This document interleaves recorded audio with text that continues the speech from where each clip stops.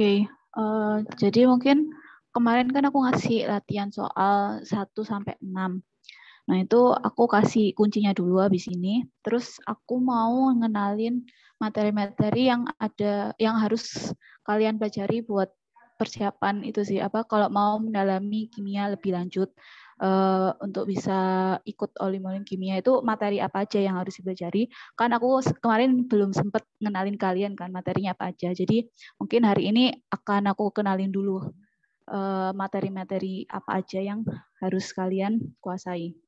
Oke, sebelumnya aku ini dulu. Aku share screen.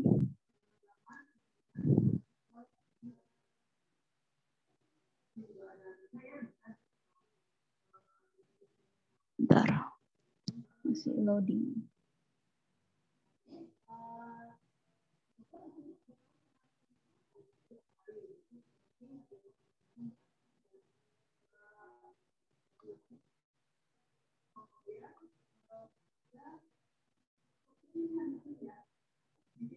Oke. Udah muncul kan ya? Dari 1 sampai 6 mungkin ada yang ditanyain dulu caranya. Ada yang masih bingung nggak yang aku jelasin kemarin? Yang nyari mol, terus nyari massa, atau nyari jumlah atom. Jadi yang nomor 1 sampai 6, ya. Ada yang tanyain?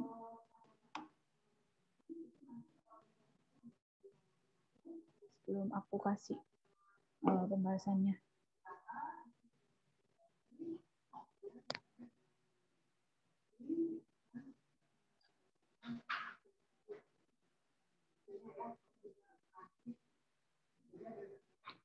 Oke.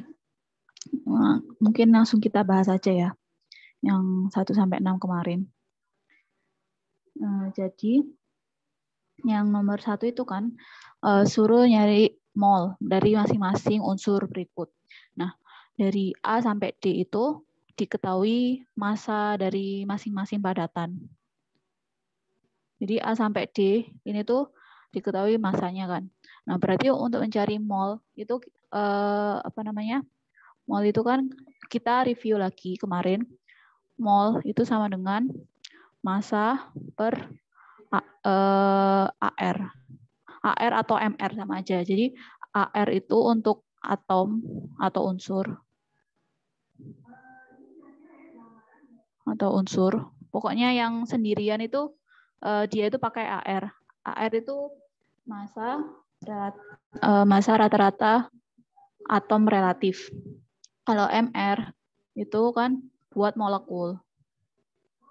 Nah, karena ini dia itu pakai yang dicari adalah AL, SI, S sama Zn. Berarti untuk nyari masing-masing molnya itu nanti akan dibagi sama AR masing-masing senyawa, masing-masing unsur. Jadi yang A ini kan AL ini AR-nya itu 27. Jadi nanti nyari ini, kenapa kok bisa nemu 2,37 itu dari 64,1 dibagi 27. AR-nya si AL. Terus yang B itu kan nyari molnya SI. Nah, ini berarti 28,1 dibagi AR-nya SI itu kan 14 ya. Jadi dapatnya 2 mol. Terus yang C itu molnya S, sulfur, itu berarti kan 0,255 dibagi sama 32 AR-nya sulfur. Terus yang D, Zn, ini dapatnya dari 850,5 dibagi. Nah, kalau kita lihat di tabel periodik yang pernah aku kasih, Zn itu kan AR-nya itu 65,38 ya. Nah, itu kita nggak bisa buletin 65 aja atau 66. Jadi kita itu aja buletinnya 65,4. 65,4. Jadi jangan terlalu dibuletin soalnya 4 ini hampir ke 5 kan. Jadi kayak kemungkinan nanti hasilnya itu bakal beda kalau terlalu dibuletin. Jadi mending pakai ini aja apa 65,4 atau sesuai sama yang ada di tabel periodik 65,38 AR-nya. Jadi kalau bisa ya kalau mau ngitung stoichiometry itu jangan terlalu dibuletin angkanya. Nanti bakal hasilnya itu agak lumayan beda jauh gitu loh kalau terlalu dibuletin. Kalau bisa sih ngitungnya itu 2 angka di belakang koma. Kalau ngitung stoichiometry di kimia. Terus yang nomor 2 itu kan nyari massa ya. Nyari massa dari ini diketahui mol masing-masing. Nah, ini tuh berarti kebalikannya yang nomor 1 tadi. Nomor 1 kan dari massa ke mol. Sekarang dari mol ke massa. Nah, berarti kalau dari kita nyari massa dari mol itu kan pakai rumus yang awal, yang persamaan ini. Berarti kalau mau nyari massa itu mol dikali AR atau MR, terserah. Tergantung yang dicari itu apa. Nah, berarti yang A ini, dia itu kan udah diketahui molnya Na. Nyari massanya itu berarti 1,22 dikali 23 AR-nya Na. Terus ini dapatnya dari 14,5 dikali AR-nya Cu itu 63,5. Nah, ini nggak boleh dibuletin juga. Soalnya kan 0,5 jangan dibuletin. Terus yang C itu kan Hg raksa. Itu berarti 0,275 dikali Hg itu 200,59 ya. Nah, terus yang D itu ini jangan terlalu dibuletin, jangan dibuletin jadi 201, jangan dibuletin 200 aja. Jadi komanya sertain aja. Terus yang D itu Mg magnesium berarti dikaliin AR-nya magnesium itu kan 24. 9,37 kali 10 pangkat min 3 kali 24. Dapatnya segini. Itu yang nomor 2. Jadi harus ingat rumus yang ini kalau buat nyari massa sama mol. Jadi stoichiometry itu sebenarnya konsepnya kayak konversi satuan aja dari mol ke massa atau massa ke mol. Jadi kayak diubah-ubah gitu satuannya. Terus yang nomor 3 ini nyari mol dari jumlah atom. Jadi jumlah atom itu kan kemarin simbolnya N besar. Nah, ini berarti kita memerlukan bilangan Avogadro untuk menyelesaikan ini soal yang nomor 3. Harus diingat-ingat bilangan Avogadro Na itu sama dengan 6,02 kali 10 pangkat 23. Ini harus diingat-ingat bilangan Avogadro-nya segini. Soalnya biasanya kadang ada soal yang nggak dikasih tahu, ada yang juga dikasih tahu bilangan Avogadro itu berapa. Tapi biasanya nanti bakal ingat-ingat sendiri bilangan Avogadro itu segini. Nah, berarti ini tuh pakai persamaan yang lain. Jadi mol itu sama dengan N jumlah atom dibagi bilangan Avogadro. Pakai yang ini. Nah, berarti kan nyari mol masing-masing. Nah, yang A ini RB berarti yang nomor 3 itu nyelesainnya itu nggak pakai AR sama sekali, cuma pakai jumlah atom sama bilangan Avogadro. Jadi ini 3,01 kali 10 pangkat 23 itu dibagi 6,02 kali 10 pangkat 23, dapatnya itu 0,5 mol. Terus yang B juga, ini dibagi 6,02 kali 10 pangkat 23.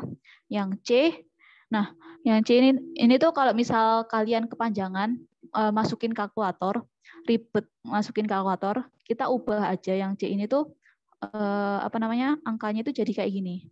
5,7 dikali 10 pangkat, nolnya ada berapa? 1, 2, 3, 4, 5, 6, 7, 8, 9. Berarti kali 9. Nah, berarti kalian masukin ke ke kalkulator itu 5,7 kali 10 pangkat 9 dibagi bilangan Avogadro. Ini 6,02 kali 10 pangkat 23. Terus yang D itu sama juga, tinggal itu dibagi sama bilangan Avogadro yang ini. Nah, jawabannya yang ini kalau kalian mau nyocokin. Kalau kalian kemarin udah ngerjain, kalaupun belum, ya udah ini aku kasih tahu caranya lagi, dan untuk mengingat-ingat lagi. Soalnya kan minggu kemarin kita nggak ada ini kan, nggak ada ekskul kan. Terus itu nomor 3. Yang nomor 4 itu kebalikannya nomor 3. Jadi kan nomor 3 tadi itu dari mol ke jumlah atom. Dari jumlah atom nyari mol. Sedangkan yang nomor 4 itu udah diketahui molnya, terus dicari jumlah atomnya. Berarti ngotak-ngatik dari persamaan yang awal. Jadi nyari N itu sama dengan mol dikali bilangan Avogadro. Untuk nyelesain yang nomor 4. Nah, ini kalau kalian berarti ini masing-masing mol setiap unsur ini kalau kalian kalikan dengan bilangan Avogadro nanti dapat berapa sih jumlah masing-masing atomnya. Itu untuk yang nomor 4 tinggal dikali bilangan Avogadro semuanya. Nah, terus yang nomor 5 sama 6 itu lebih kan yang tadi kan konversinya itu cuma pakai satu persamaan aja ya. Nah, yang nomor 5 sama 6 ini tuh harus 2 kali persamaan gitu loh. Nah, jadi yang 5 ini mintanya itu jumlah atom, nyari N. Nah, yang diketahui itu massa. Nah, berarti penghubung antara massa dengan jumlah atom itu kan mol. Soalnya apa? Mol itu sama dengan massa per AR sama dengan N per Na.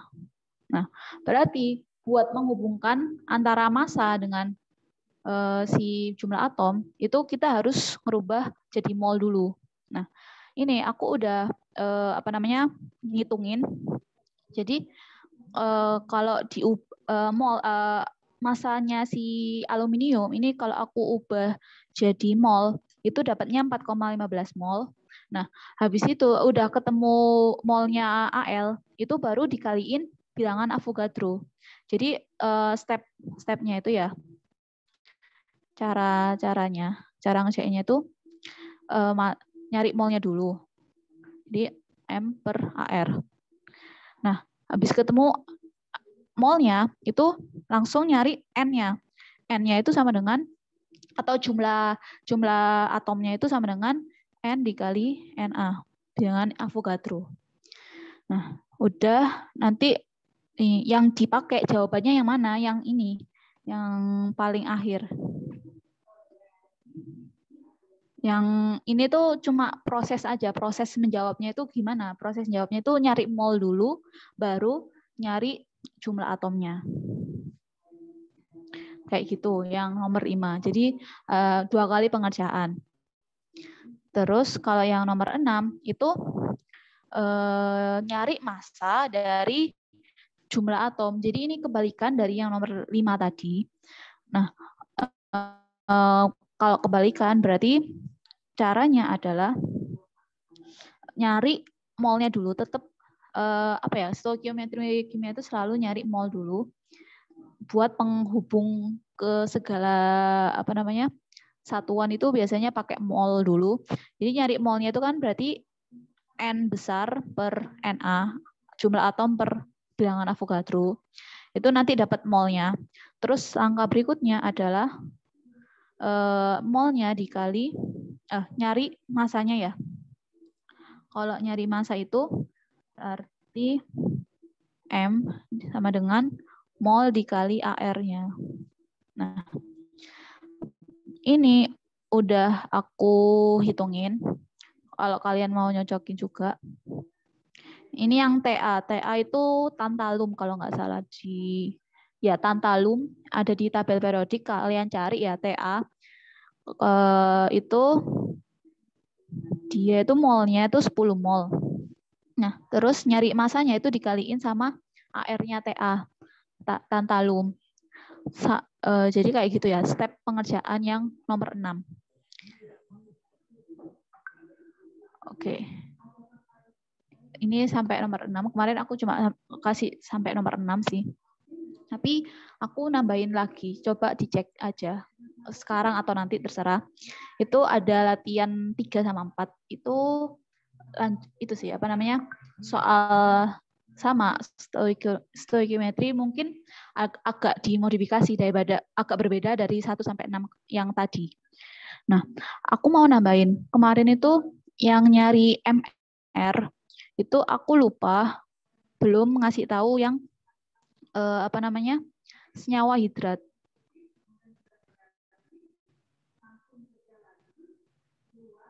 Nah, jadi kan kemarin kalau ngitung MR suatu molekul, suatu senyawa, itu kan tinggal menjumlahkan AR masing-masing unsur yang terkandung di dalamnya. Nah, kalau ada titik H2O ini gimana cara ngitungnya? Nah, ini itu titik arti di sini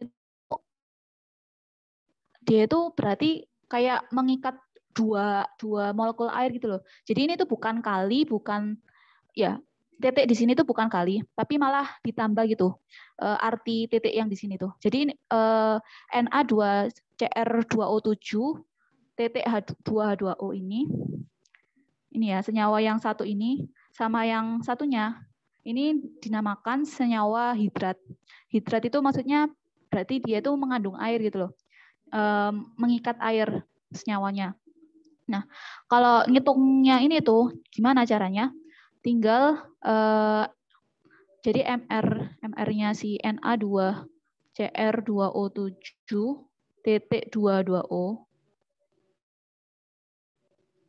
itu sama dengan apa namanya?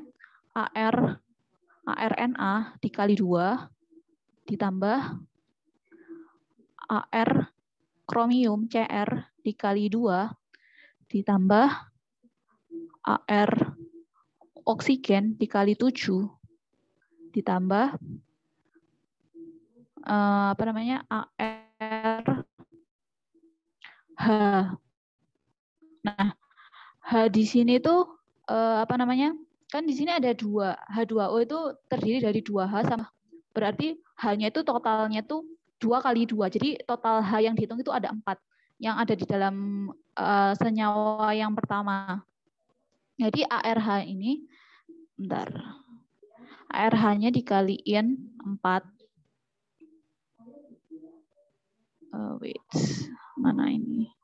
ARH-nya dikali 4 terus ditambah O dari airnya itu kan di sini cuma ada 1 ya O-nya.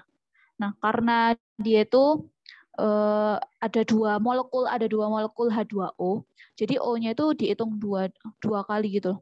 Dihitung 2. Jadi semua angka yang ada di dalamnya itu sangat berpengaruh buat ngitung MR senyawa.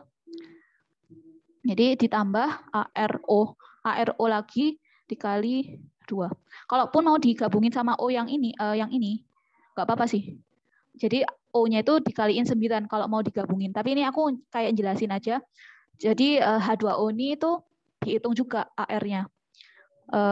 Dan apa namanya?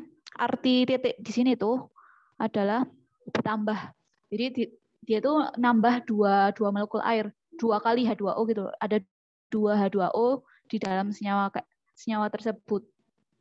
Nah, ini kalau aku hitung MR-nya itu bakal dapat bentar. 298 gram per mol.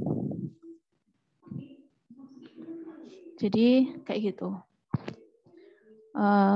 Oke, mungkin kalian itu dulu pahami dulu atau ada yang ditanyakan?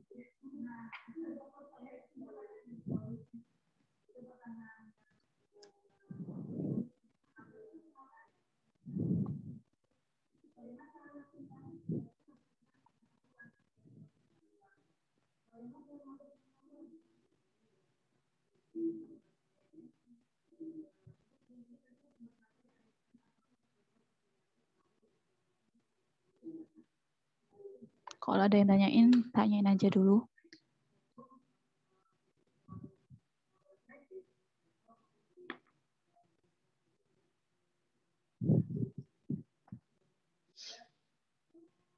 Berarti ini ditambah kayak biasa ya, Kak? Iya, benar. Ditambah aja. Coba kalian hitung yang senyawa kedua. Yang ini. Berapa MR-nya? Coba hitung.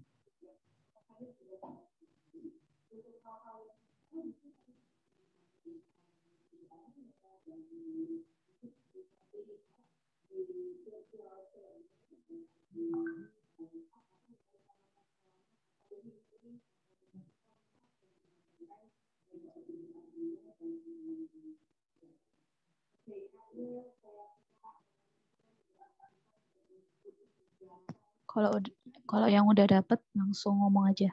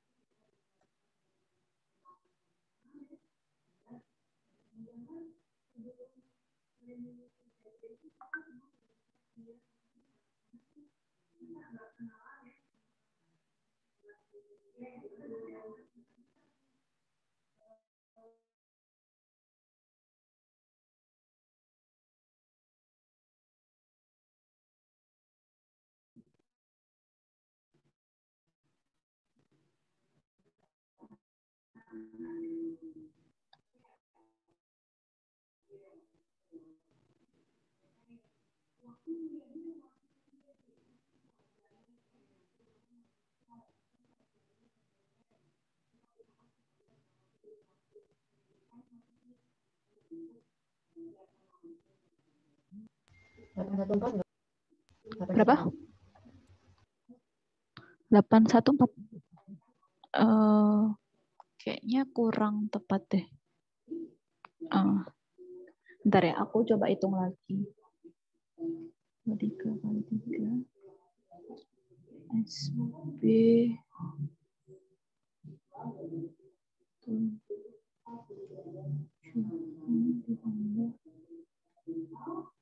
19 kali 4 tambah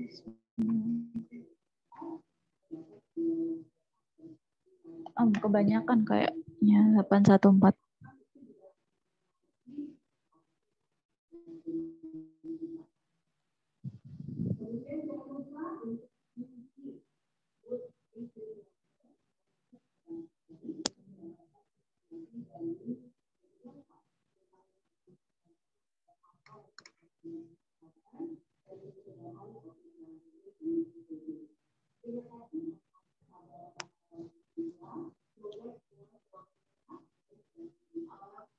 Rafa udah nemu? Masih hitung, Kak. Oke, gak apa-apa.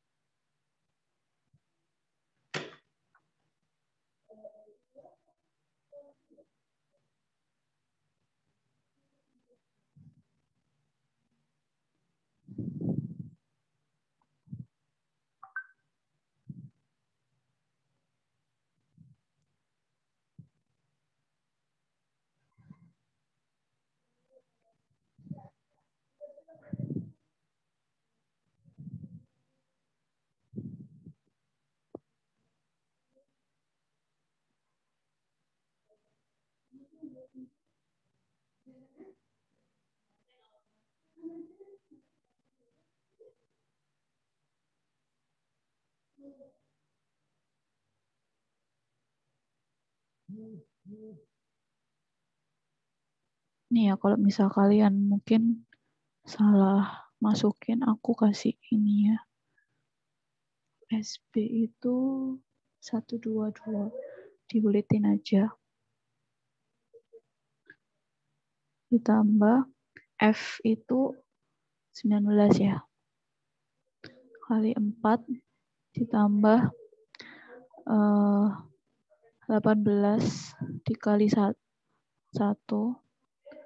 ditambah 9 kali 16. Nih, coba dihitung. Mungkin kalian salah masukin atau gimana. Aku bantu kasih datanya.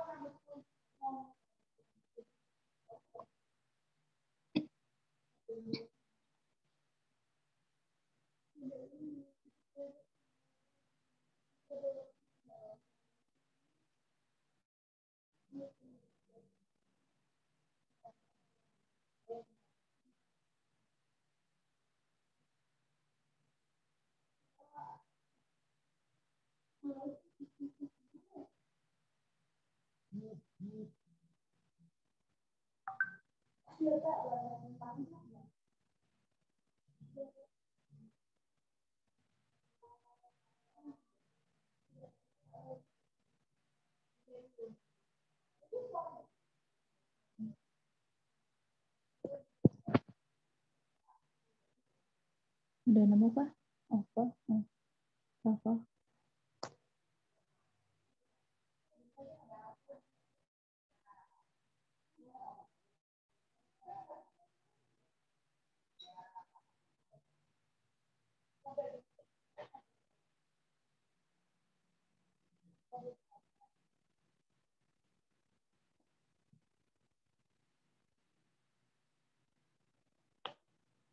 Coba tebak berapa jawabannya?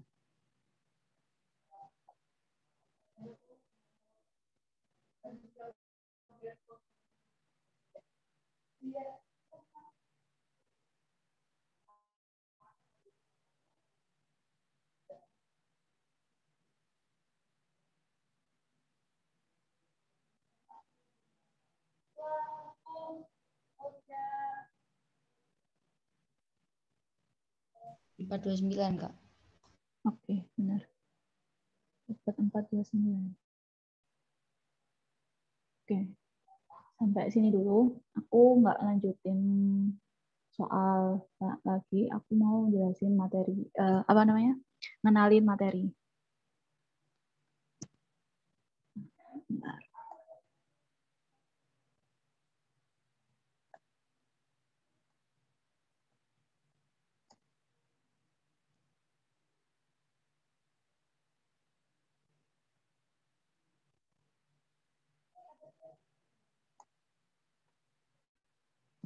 Oke.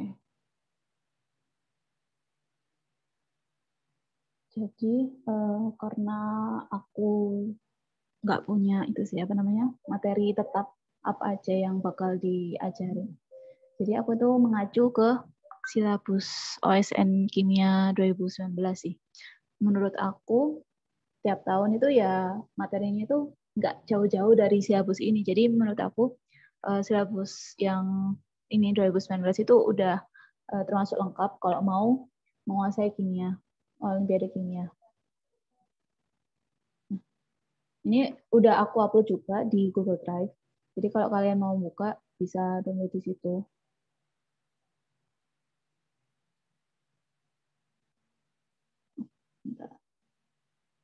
Oke.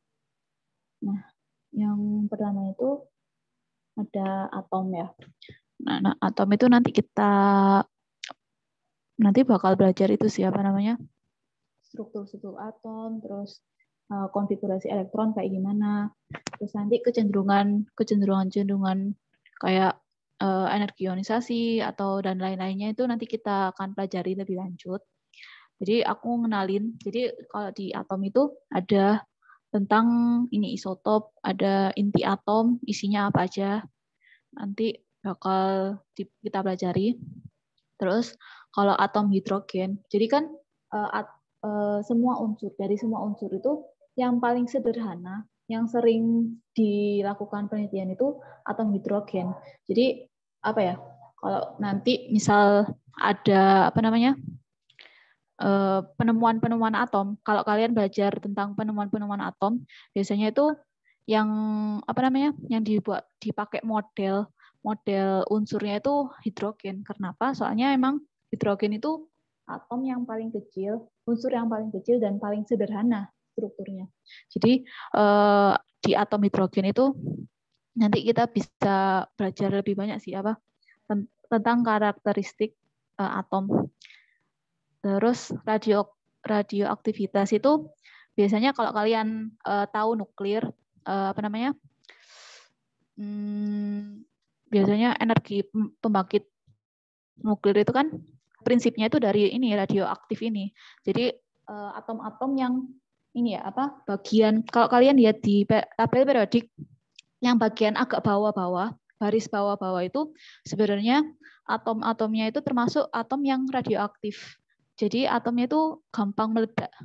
Jadi kalau yang atom-atom dengan MR besar, ya AR yang besar itu yang contohnya kayak Rutherfordium, dubnium dan kawan-kawannya yang deret paling bawah. Seingat aku deret yang paling bawah itu mereka itu termasuk contoh-contoh atom-atom yang sering dipakai dalam nuklir atau ini percobaan radioaktif gitu. Jadi nanti radioaktif itu kita belajar tentang peluruhan, terus reaksi-reaksinya kayak gimana. Itu tentang atom dulu ya, yang pertama. Terus berikutnya, kalau kita udah mempelajari tentang atom, strukturnya dan kawan-kawannya, berikutnya itu kita akan pelajari ikatan kimia. Jadi kan suatu unsur atau suatu atom itu nggak mungkin di dunia itu cuma sendirian. Mereka itu bakal akan berikatan dengan atom lain atau atom yang sejenis sama dia. Nah, jadi nanti di ikatan kimia itu nanti ada itu apa namanya tentang teori VSEPR. Nanti kita bakal bahas banyak tentang ikatan-ikatan kimia itu kayak gimana, cara gambarnya kayak gimana. Ini aku kenalin aja materinya. Terus kalau masalah delokalisasi, resonansi, itu lebih lanjut, itu masih lama banget. Tapi yang dasar ini, yang penting yang ini, 2.1 ini penting. Ada yang aturan oktet, kenapa kok dia harus ikut oktet, kok ada, terus ada juga yang nggak oktet. Itu kenapa? Nanti kita bakal bahas. Terus ini yang berikutnya itu tentang orbital molekul. Jadi sebenarnya ikatan kimia itu selain teori VSEPR, itu juga ada teori orbital hibrida sama molekul. Nah ini tuh kayak tingkat materinya, pelajaran itu lebih tinggi. Jadi mungkin agak akhir-akhiran aja, apa namanya, kalau kalian udah apa namanya udah mempelajari basic-basicnya, nanti yang 2.2 ini bakal bisa dipelajari lebih lanjut. Yang lebih penting yang 2.1 dulu. Nah, terus yang berikutnya adalah perhitungan kimia. Nah, Jadi pastilah di kimia itu ada hitung-hitungannya.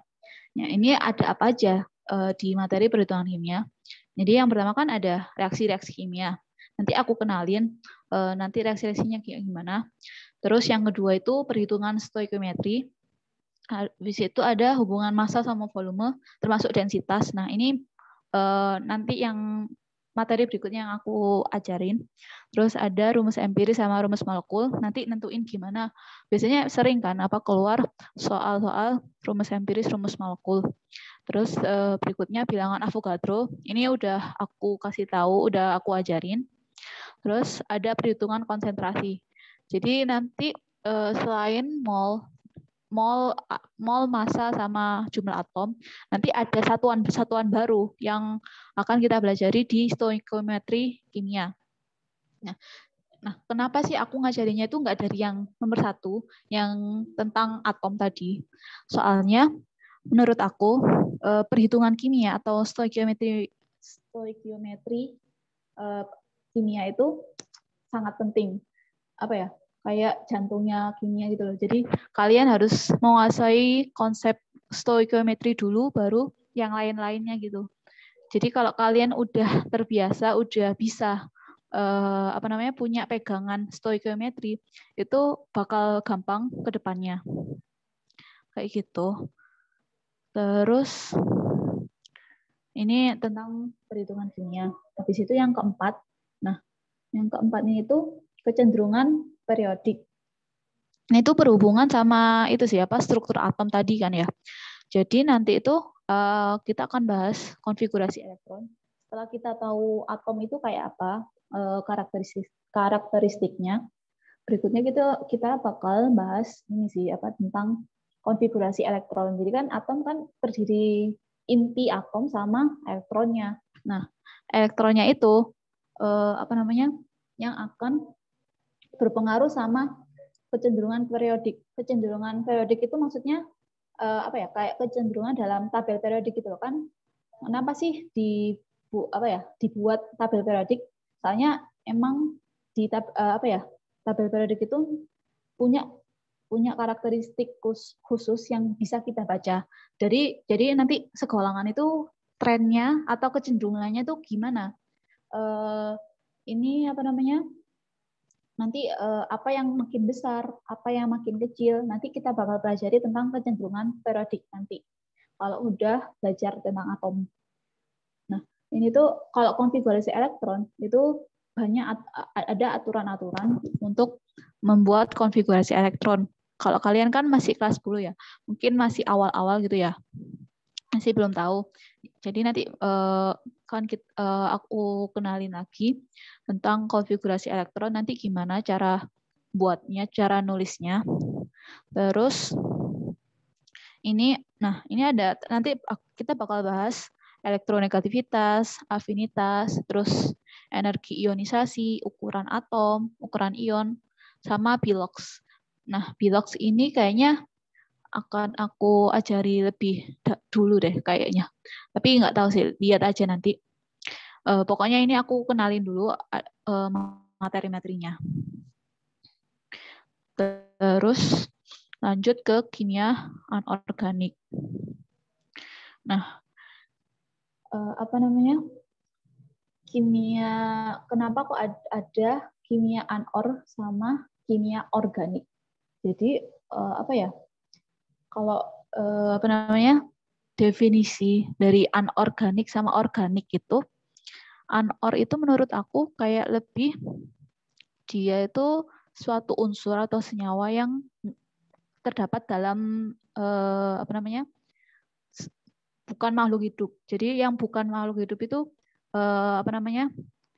dia itu zat-zatnya atau senyawa-senyawanya itu digolongin ke anor. Terus kalau organik itu lebih ke unsur-unsur atau zat-zat yang berhubungan dengan makhluk hidup. Gampangannya kayak gitu. Tapi sebenarnya lebih luas lagi sih pengertiannya. Tapi kalau mau memahamin perbedaan anor sama organik itu kayak apa ya? Kayak gitu apa? Jadi yang anor itu lebih ke benda tak hidup atau makhluk bukan makhluk hidup, tapi yang organik itu berhubungan tentang makhluk hidup. Nah, anorganik itu kita bakal bahas apa aja. Nah, ini yang introduksi atau kayak pengenalan itu bakal bahas ini kecenderungan sifat unsur-unsur golongan utama. Jadi kayak setiap unsur di tabel periodik itu bakal memiliki karakteristik khusus yang apa ya? Mungkin susah sih dihafalin banyak, tapi memang harus tahu kita beberapa unsur yang sering keluar, yang sering sering dipakai di soal-soal gitu. Soal-soal itu kita harus tahu dia itu karakteristik khusus yang ada di dia itu apa. Jadi nanti kita bakal pelajari sifat-sifat unsur dari mulai titik lele, titik didih, ada sifat magnetik, terus konduktivitas listrik, nanti kita bakal bahas. Terus Bilox ini nanti aku jelasin Bilox itu apa sebenarnya.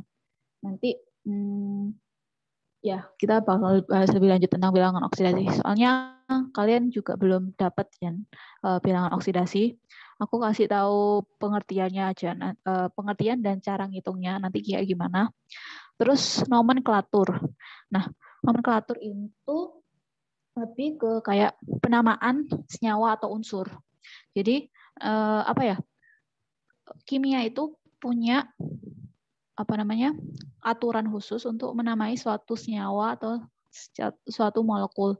Jadi nanti itu gimana sih cara menamakan suatu molekul yang benar itu ada aturannya. Yang ditambahi kata-kata ini, ditambahi huruf ini, itu nanti bakal ada aturannya sih. Terus yang berikutnya golongan-golongan. Nah, ini tuh maksudnya nanti dalam setiap golongan itu dia itu kan aku tadi bilangnya setiap unsur, setiap atom itu memiliki karakteristik yang berbeda-beda. Dan setiap golongan ini setiap antara golongan 1, 2, terus 3 dan seterusnya itu memiliki karakteristik yang berbeda. Aku contohin aja satu ya. Antara golongan 1A atau golongan 1 itu kan dia logam alkali. Sebutannya itu logam alkali golongan 1A, sedangkan yang golongan 17 atau 7A itu namanya golongan halogen. Jadi alkali itu maksudnya dia itu termasuk logam alkali. Jadi dari atas sampai bawah dalam segolongan itu sifatnya itu sama-sama logam alkali semua. Dan yang di golongan 7A atau golongan 17 itu kan dinamakan golongan halogen. Itu kenapa memang sifat atau karakteristik mereka itu emang mirip-mirip gitu loh. Jadi untuk melihat kemiripan beberapa unsur itu dilihat dari golongannya biasanya. Lebih ke golongan. Jadi ini nanti kita mungkin bahas ini lebih ke hafalan sih kalau tentang sifat-sifat karakteristik setiap golongan atau setiap unsur kayak gitu. Terus ini tentang anorganik. Jadi anorganik itu lebih mempelajari kayak sifat karakteristik unsur-unsur yang ada di alam gitu. Terus ini juga bahas logam transisi. Logam transisi itu yang golongan transisi itu kan termasuk logam transisi. Nah, ini nanti ada lantanida sama aktinida. Lantanida itu yang transisi dalam di periode 6. Itu namanya lantanida. Terus yang aktinida itu yang transisi dalam periode 7. Nah, terus ada juga kimia koordinasi, termasuk stereokimia. Kimia koordinasi itu biasanya bahas tentang senyawa kompleks. Mungkin itu lebih expert ya materinya. Mungkin nanti kita pelajari lebih jauh lagi. Jadi nanti kalau kalian pernah dengar senyawa kompleks itu berarti termasuk ke dalam kimia koordinasi. Jadi ini nanti bahas bilangan koordinasi dan kawan-kawannya. Nah, habis itu ada beberapa proses industri kimia. Nah, biasanya kalau misal ada lomba-lomba di UNIF itu ya, itu biasanya kayak ngasih soal yang tentang proses pembuatan suatu senyawa yang terkenal biasanya. Contohnya ini kan pembuatan industri asam sulfat. Asam sulfat itu biasanya ya terkenal itu namanya proses kontak atau bilik kalau nggak salah. Proses kontak atau bilik seingat aku. Jadi nanti kayak ada beberapa senyawa atau molekul yang punya nama khas dalam proses pembuatannya dalam industri yang besar. Jadi nanti ya ini tuh lebih ke hafalan juga sih. Kita bakal tahu masing-masing senyawa ini tuh bakal apa namanya? Nama proses pembuatannya itu apa aja. Kalau proses industri kimia. Nah, berikutnya habis dari ANOR itu ada kimia fisik. Nah, sesuai dengan namanya kimia fisik, berarti ini tuh gabungan antara kimia sama fisika. Nah, ini tuh nanti lebih bahas apa aja. Yang pertama itu tentang gas. Nanti hukum-hukum gas itu bakal dibahas di kimia fisik ini tuh. Jadi gas itu yang paling spesial daripada fasa yang lainnya, daripada padat sama cair. Terus tentang fasa. Fasa itu ya aku bilang tadi gas itu termasuk fasa ya. Jadi cair, gas, padat itu termasuk fasa. Itu nanti kita bakal bahas lebih jauh. Ini agak tinggi sih apa namanya. Pokoknya yang dasar-dasar itu ya. Menurut aku materi yang masih dasar itu yang atom ini.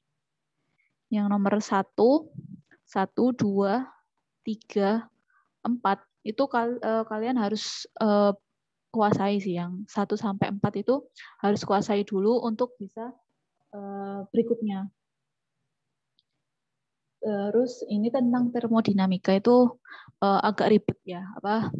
Mungkin menurut aku termo itu agak sulit. Tapi insya Allah kalau mau dipelajari, insya Allah bisa. Jadi nanti termodinamika itu bahas tentang ya apa namanya proses-proses kimia itu dihitung energi. Pokoknya bahas tentang energi. Kan kalau di fisika itu ada energi ya. Nah, berarti energi-energi yang di kimia itu bakal dibahas di termo ini. Termonya ini bisa termodinamika atau termokimia. Sama, mirip sih termodinamika sama termokimia. Pokoknya termo kan dari kata artinya kan panas. Jadi mungkin bahas panas atau bahas energi. Lebih bahas ke energi. Terus ini ada kesetimbangan.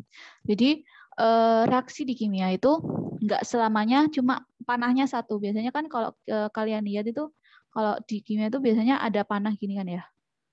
Biasanya panahnya cuma satu. Nah, tapi terkadang ada juga reaksi yang panahnya bolak-balik ke kanan sama ke kiri.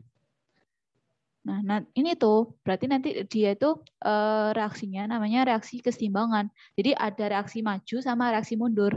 Jadi nanti bakal dibahas lebih lanjut lah tentang kesetimbangan kimia ini tuh kayak apa. Jadi untuk pengenalan aja, jadi ada reaksi yang bolak-balik, ada juga yang reaksi satu arah aja, ke kanan aja. Terus ini kesetimbangan ion. Nah, ini biasanya kalau kesetimbangan, kita bahas kesetimbangan itu biasanya ini nanti bakal kenal Kp, Kc itu apa. Terus nanti bakal kenal tahu asam basa. Kan kalau asam basa itu selama ini kita kalian cuma tahu ya senyawa yang bersifat asam itu berarti yang yang pH-nya di bawah 7, basa itu yang pH di atas 7 kan. Seingat aku di SMP udah pernah diajarin asam basa, nentuin yang mana yang asam mana yang basa, dan yang netral itu kan sama dengan 7 pH-nya.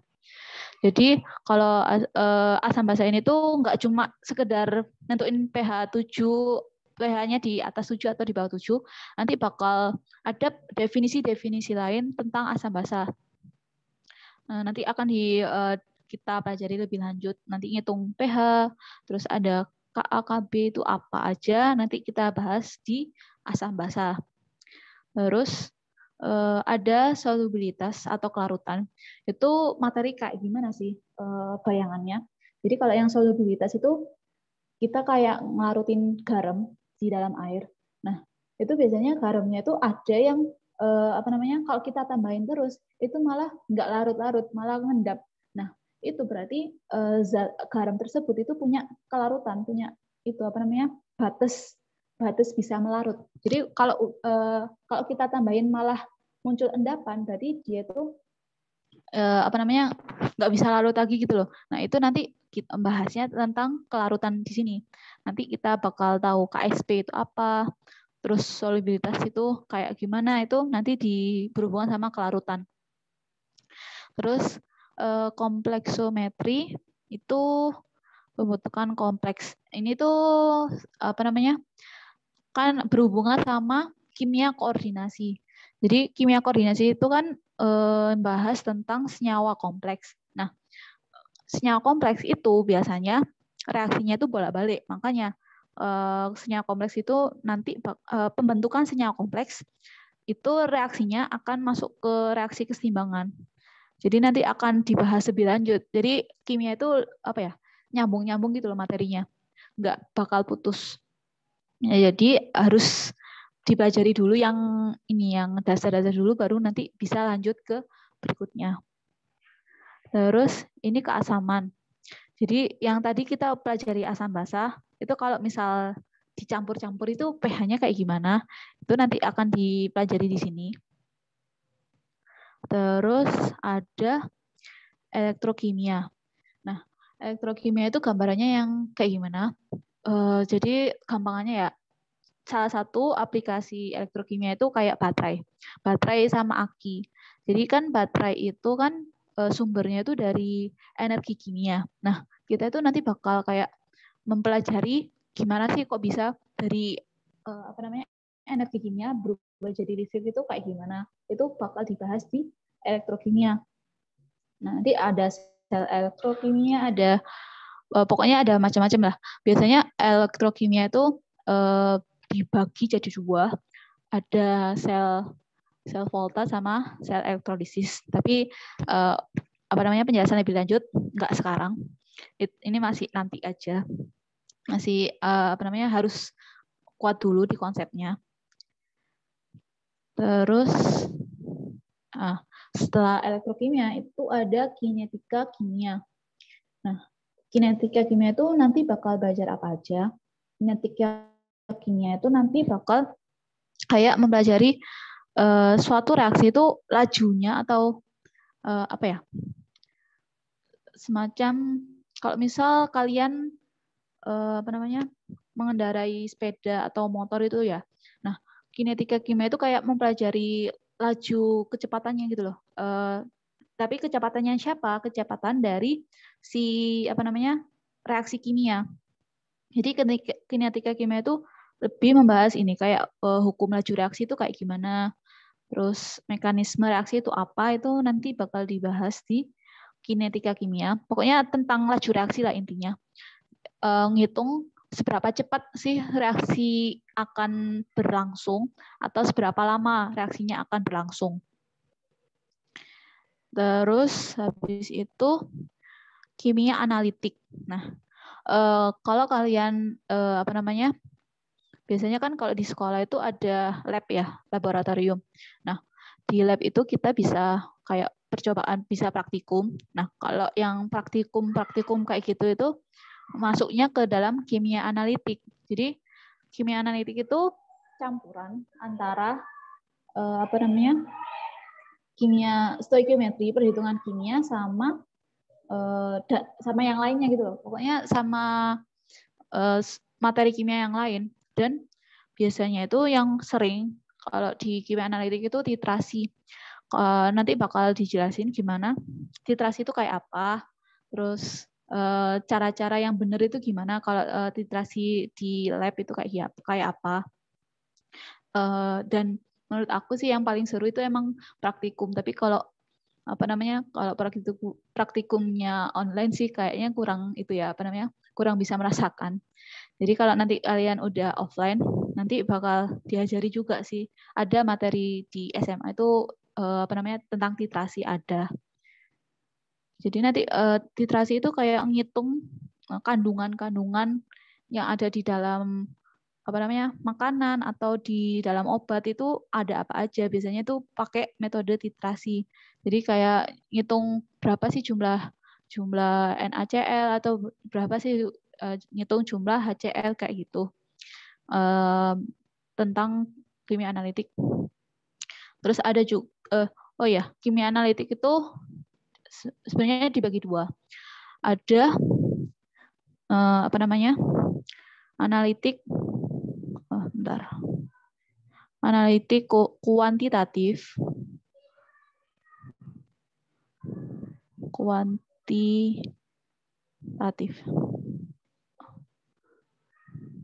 sama yang kualitatif.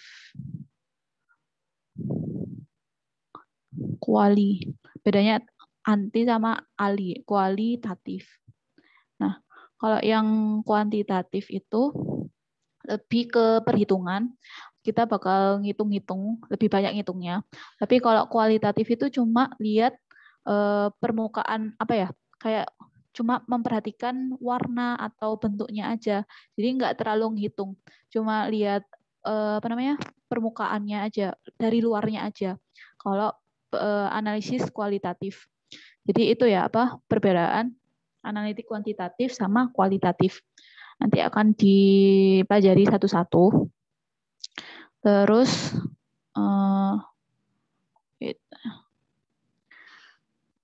habis itu ada ini juga metode pemisahan kromatografi itu termasuk analitik. Nanti bakal tahu kayak apa kromatografi itu kayak gimana. Terus ini kayak ada kimia organik. Nah, kimia organik itu kan aku bilang tadi lebih ke kayak yang berhubungan sama makhluk hidup. Tapi kalau di materi SMA itu biasanya kimia organik itu yang berhubungan sama senyawa karbon. Jadi kalau kimia organik itu nanti kita bahas lebih banyak tentang ini sih senyawa yang ada karbon-karbonnya. Mulai dari tata nama atau reaksi-reaksinya itu kayak apa, itu nanti bakal dibahas di kimia organik. Dan kimia organik itu sedikit ngitungnya, lebih banyak gambar. Jadi kalau kalian seneng gambar, itu mungkin kalian bakal seneng di kimia organik, kayak aku. Kalau misal kalian suka gambar, hanya emang tapi kalau yang kimia organik itu membutuhkan skill menggambar, terus membutuhkan skill itu kayak membayangkan senyawa itu kayak harus harus ekstra, harus bisa membayangkan senyawa dalam 3 dimensi. Itu dibutuhin di kimia organik. Jadi enaknya kimia organik itu nggak ada ngitung-ngitungnya, tapi harus mikir lebih keras sih, kayak bayangin senyawanya, terus gambarnya itu agak itu. Kalau misal nggak suka gambar, ya mungkin sulit kalau yang nggak suka gambar. Terus ini jadi yang introduksinya kan tentang tata nama, terus strukturnya kayak gimana sih, senyawa-senyawa organik itu kayak gimana strukturnya. Terus yang berikutnya nih reaktivitas itu maksudnya reaksi-reaksinya itu kayak apa dalam senyawa organik atau kimia organik itu ada apa aja. Jadi ini tuh aku ngenalin ada alkana, alkena, alkuna, itu apa maksudnya apa nanti dipelajarin lebih dalam di kimia organik. Ini kayak semacam gugus fungsi sih. Kalian pengen belum tahu gugus fungsi itu kayak apa, tapi nanti akan dipelajari lebih lanjut sih. Jadi ini ada aldehid, ada keton, buat pengenalan buat kalian. Ada asam karboksilat dan turunannya, amina. Terus, udah sih. Menurut aku kimia organik itu luas. Soalnya reaksi-reaksinya itu bisa banyak banget. Tapi kalau kalian sering mempelajari, sering baca, itu nanti bakal ingat-ingat sendiri. Jadi kimia itu percampuran dari mat sama biologi menurut aku. Ada ngitung, ada juga hafalannya.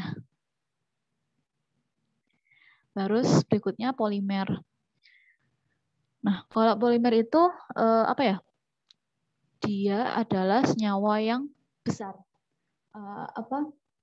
Salah satu contoh polimer biasanya kalau kalian tahu itu kan teflon. Kalian pasti di rumah ada teflon kan ya? Nah, teflon itu terbuat dari apa? Teflon itu terbuat dari bahannya itu dari polimer. Apa ya? Jadi kalau mau tahu definisi polimer itu senyawa yang panjang, tapi dia itu berulang-ulang gitu. Apa namanya? Kayak punya pola. Kalau polimer itu biasanya itu ada polanya. Jadi misalnya AB kayak gini, terus polanya kayak gini, terus aku ngasih contoh aja sih. Polimer kayak gitu kalau kalian pengen tahu polimer. Jadi polimer itu senyawa besar yang gede banget. Rantainya itu panjang banget. Kalau mirip organik sih biasanya polimer ini berhubungan sama kimia organik. Jadi harus belajar kimia organik dulu baru tahu polimer. Soalnya reaksi-reaksi polimer itu mirip sama reaksi-reaksi kimia organik, senyawa organik. Jadi polimer itu nanti kayak penggabungan dari penggabungan dari beberapa monomer. Jadi poli itu kan artinya banyak ya. Poli itu banyak. Nah, jadi polimer itu terdiri dari monomer yang bergabung-gabung gitu. Bergabung jadi satu polimer yang panjang. Kayak gitu pengertian polimer. Jadi polimer itu gabungan dari beberapa atau banyak banget monomer. Seperti itu. Monomer itu apa? Monomer suatu senyawa organik. Lebih sering senyawa organik sih. Enggak jarang anorganik. Soalnya ya lebih monomer itu termasuk senyawa organik atau ya nanti bakal kita bahas lebih lanjut kalau sudah belajar kimia organik. Jadi kimia itu ada tahapannya dalam belajar. Jangan loncat-loncat. Kalau loncat-loncat itu nanti nggak paham, malah pusing kalau loncat-loncat belajar kimia itu. Terus ini polimer ada polimer sintetik sama natural. Sintetik itu kan buatan ya. Terus natural itu ada di alam. Jadi polimer itu bisa dibuat sendiri atau ditemuin di alam. Itu maksudnya. Terus yang ini kayaknya yang terakhir, bahasan materi kimia yang terakhir adalah biokimia.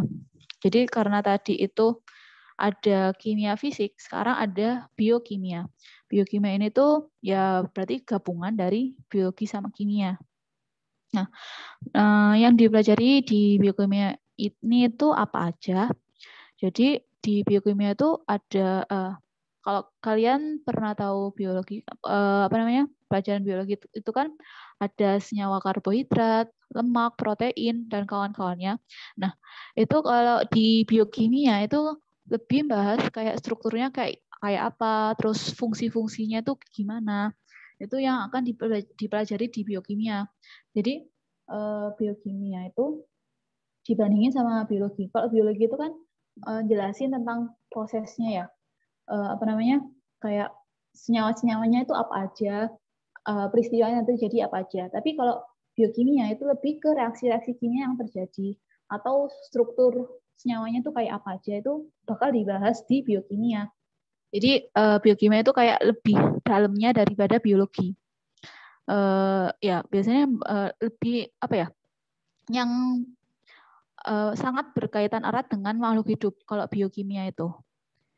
Ini kita akan belajar karbohidrat, lemak, terus ini protein, senyawa penting yang mengandung nitrogen dalam biologi itu ya contohnya ada asam amino, protein, ada asam nukleat, ada enzim. Ternyata masih ada lagi materi besar dalam kimia yang harus dipelajari, itu adalah spektroskopi. Oke.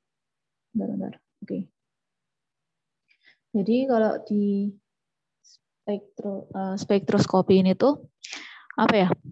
Lebih ke itu sih apa namanya? Pakai instrumen-instrumen itu apa? Peralatan yang lebih canggih gitu. Biasanya kalau di praktik di lab sekolah itu nggak ada sih. Biasanya adanya lab universitas. Contohnya nanti bakal bahas tentang UV vis, UV visible. Biasanya itu untuk apa namanya? Spektroskopi untuk mendeteksi struktur, terus apa namanya? Struktur senyawaan organik atau organik bisa pakai spektroskopi. Terus apa namanya? Pakai NMR, terus spektrometri massa. Nanti apa namanya? Itu kayak apa ya? Sangat tinggi gitu levelnya. Level materi itu sangat tinggi. Jadi apa namanya?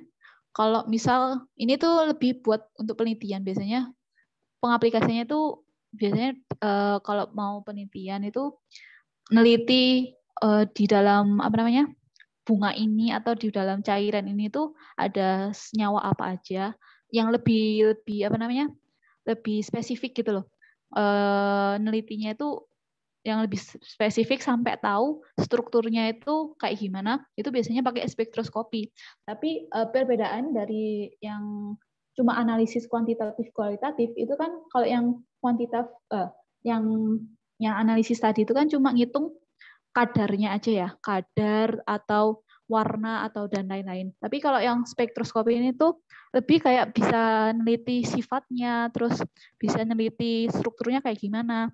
Nanti itu bakal kita pelajari di spektroskopi. Jadi spektroskopi itu lebih ke itu sih apa namanya ke praktikum juga, lebih ke aplikasi.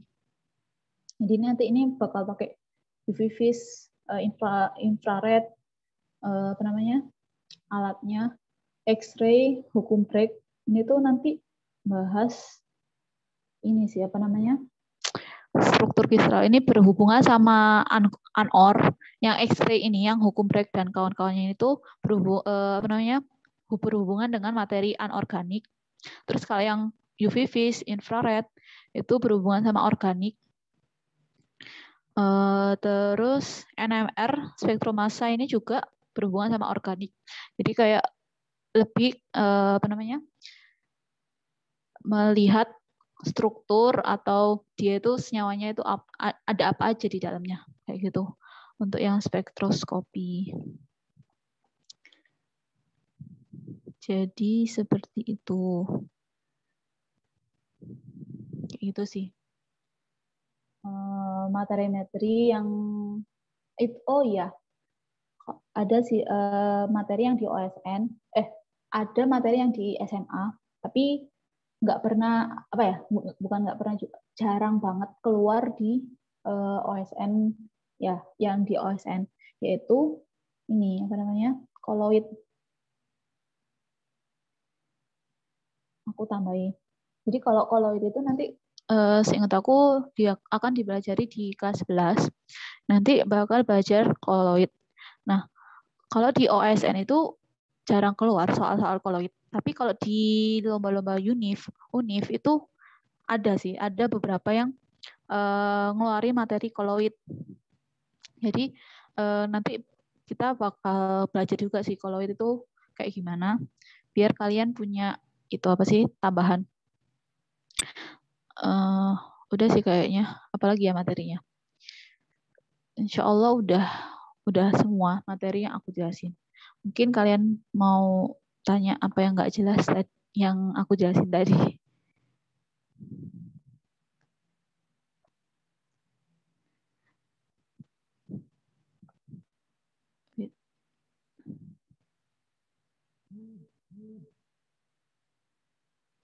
Jadi kimia itu baru cerita-cerita aja guys, kimia itu nggak dipelajari di SMP, SD kan, baru ada di SMA. Jadi kalau kalian mau menekuni lebih lanjut di Olim Kimia, itu sebenarnya kesempatan yang bagus banget. Soalnya kan saingan-saingan kalian itu ya masih baru-baru gitu loh. Nggak ada kecuali kalau memang dari dari SMP-nya itu dia IJSO atau yang internasional itu IPA itu udah belajar kimia. Tapi kalau selain itu masih belum ada yang menguasai kimia. Jadi kalau kalian mau belajar kimia lebih lanjut, itu kalau bisa diistiqomahkan, istiqomah, jangan eman kalau misal kalian udah belajar banyak tapi nanti tengah-tengah berhenti itu eman. Ya aku berharapnya kalian bisa istiqomah kalau nanti belajar kimia sama aku insya Allah. Jadi nanti aku bakal ngajarin bertahap dari yang konsep dasar sampai yang konsep lebih tinggi berikutnya kayak gitu. Dan mungkin karena kalian bareng sama kelas 11 ya. Jadi dan ini programnya juga pertama ya, eskul-nya. Jadi ya aku ngajarinnya dari awal aja semuanya biar sama rata. Jadi yang nanti kelas 11-nya yang nggak ikut sekarang itu mungkin nanti akan mengulang juga. Terus udah sih, kayaknya nggak, materinya akan aku lanjutin di minggu depan aja kayaknya. Aku udah nyiapin tapi waktunya udah habis juga sih kayaknya.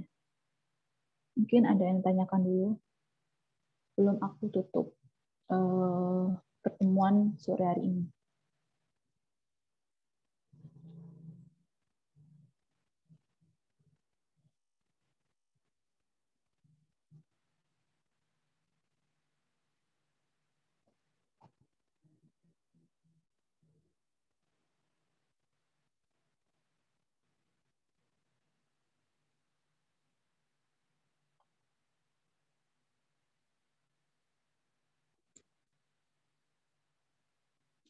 Ada yang ditanyakan dulu atau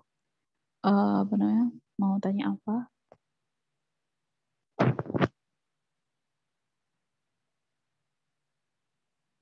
Sebelum aku tutup ini ya. Atau kita dokumentasi dulu ya buat yang hari ini.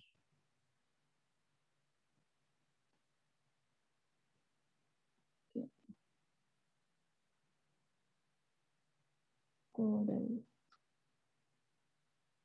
siap-siap ya. Aku hitung 1, 2, 3. Oke. Udah. Aku itu SMS. Oke, udah nggak ada yang tanyakan lagi. Kalau misal kalian mungkin dari sekolah ada yang masih belum materinya belum dipahamin, mungkin kalian bisa share ke grup yang aku buat itu. Mungkin tanya-tanya nggak apa-apa. Selagi aku akan jelasin di grup itu. Jadi ya meskipun kemarin juga kan minggu kemarin nggak ada ya nggak ada eskul, jadi kayak kosong. Mungkin kayaknya kalau misalnya nanti ada kosong lagi, kayaknya aku bakal ngasih itu sih latihan soal ke kalian biar meskipun itu kata sekolah itu libur, tapi kalian mungkin masih bisa belajar kimia dengan soal-soal yang aku kasih. Jadi kayaknya kalian itu aja sih. Mungkin kalau kalian nggak sibuk, nggak ada PR atau pengen ngerjain kimia itu kan udah aku itu upload yang latihan 3-4. Itu bisa kalian coba-coba, bisa kalian kerjain. Kalau nggak bisa ngerjain atau masih bingung caranya, langsung tanyain aja.